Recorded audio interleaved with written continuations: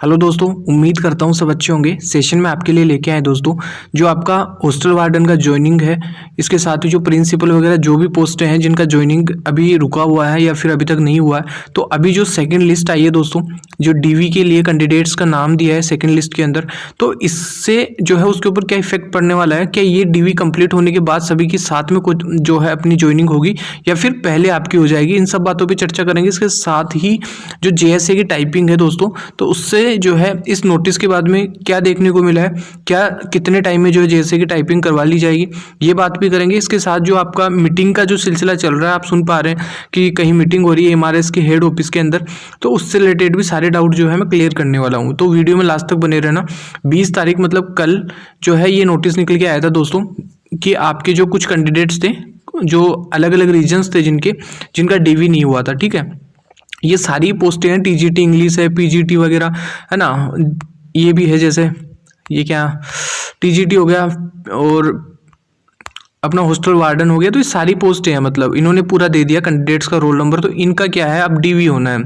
तो दोस्तों अपना सबसे पहले तो ये देखना है कि अपनी जो हॉस्टल वार्डन है मेनली या फिर प्रिंसिपल है, तो इनकी ज्वाइनिंग पे इसका क्या इफेक्ट पड़ने वाला है। तो मैं आपको बता दूं दोस्तों, इससे जो है उस ज्वाइनिंग का कुछ भी मतलब रिलेशन नहीं है। जिन कैंडिडेट्स का अभी क्या हो चुका है, डीवी कंप्लीट हो चुका है, ठीक है। मतलब जिनका डीवी कंप्लीट हो चुका है, तो इन कैंडिडेट से उनका कोई रिलेशन नहीं है पहली बार तो, क्योंकि इनका अगर डीवी लेट हुआ है तो इनकी ज्वाइनिंग जो है लेट हो सकती है, कोई दिक्कत नहीं है, ठीक है। ऐसा कुछ नहीं है कि सभी के साथ जो है ज्वाइनिंग करवाई जाए। और सेकेंड अगर मैं बात करूँ दोस्तों, आचार संहिता का क्या सिस्टम है, तो दोस्तों कुछ लोगों का ये मानना है कि ज्वाइनिंग में आचार संहिता में दिक्कत आती है। और मेरे भी कुछ गवर्नमेंट जो मतलब जॉब्स में ऑलरेडी सिलेक्टेड जो मेरे दोस्त वगैरह हैं, तो मैंने भी जो है उनसे पूछने की कोशिश की है। तो उन्होंने, कुछ लोग ऐसे थे जो 2018-19 के अंदर जो इलेक्शन थे, 19 में इलेक्शन थे, उस टाइम उनकी भी यही कंडीशन थी जो आपकी है। मतलब वो किसी और डिपार्टमेंट में जॉब में है, लेकिन उनकी भी जो है उसी टाइम ज्वाइनिंग होनी थी।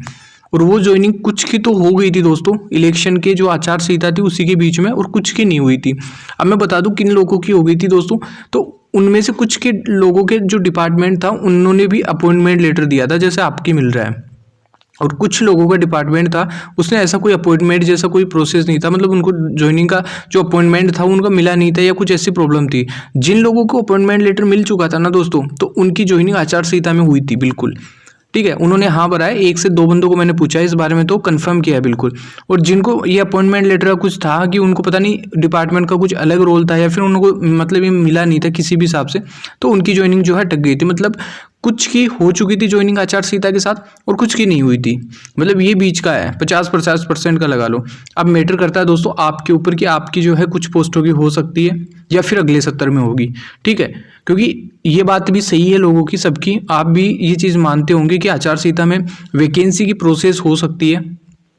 वैकेंसी अगर फॉर्म आ जाते हैं तो फिर उसकी प्रोसेस, एग्जाम, इंटरव्यू, डीवी और टाइपिंग वगैरह सारी पॉसिबल है।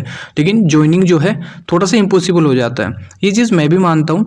लेकिन क्या पता कुछ का ये भी मानना है कि अगर अपॉइंटमेंट लेटर आ चुके हैं दोस्तों, तो फिर ज्वाइनिंग में कोई दिक्कत नहीं होगी। तो ये तो आपकी जो है ज्वाइनिंग की हॉस्टल वार्डन देख लो, चाहे आप प्रिंसिपल वगैरह जो भी पोस्टें रही है, उन सारों के लिए एक सा ही सिस्टम है। अब मैं बात कर लेता हूँ आपकी जेएसए की टाइपिंग की दोस्तों। जेएसए की जो टाइपिंग है ना आपकी, उसकी बात कर लेता हूँ। तो इस नोटिस के बाद में एक चीज़ तो आ गई है कि अब जेएसए की जैसे ये डीवी होंगे ना, तो सीधी सी बात है कि अब जैसे आचार संहिता चली रही है तो इससे कोई मतलब नहीं है, ये तो बिल्कुल कंफर्म हो चुका है। क्योंकि अब डीवी होंगे तो आने वाले लगभग 7 से 8 या फिर 10 दिन के अंदर अंदर जो है ना कुछ आपको जेएसए से रिलेटेड की अपडेट मिल ही जाएगी दोस्तों, ठीक है। कुछ ना कुछ मिल ही जाएगी अपडेट, चाहे कोई डेट मिल जाए टाइपिंग की, या फिर कुछ भी, मतलब आने वाले अगले 10 से 12-15 दिन का टाइम देके आपसे जो है टाइपिंग करवा ली जाए। तो मैं फिर कह रहा हूँ आचार संहिता के भरोसे आप बिल्कुल भी जो है ना रहना, तैयारी को बिल्कुल चालू रखो। और शायद 35 वर्ड पर मिनट की इसमें टाइपिंग मांगी है, फिर 40, जितनी भी मांगी है मुझे कंफर्म नहीं है, पर उससे आप 5 से 10 वर्ड जो है एक्स्ट्रा ही रखना, ठीक है। ये मैं आपको बता देता हूँ। ये आपके जेएसए की टाइपिंग की बात हो गई। अब जो हेड ऑफिस की दोस्तों जो बात चल रही है ना, कि हेड ऑफिस पे कोई मीटिंग वगैरह हुई है, देखो आप कुछ मानते होंगे या नहीं मानते होंगे, मैं तो ये मानता हूँ कि एमआरएस का जो हेड ऑफिस है उस पर मैं भी गया हुआ हूँ, पहले जा चुका हूँ, मतलब 3 से 4 बार, जो कनॉट पैलेस के पास में है दिल्ली में, और मैं ऑलरेडी दिल्ली में रहता हूँ, तो मेरे लिए नॉर्मल है।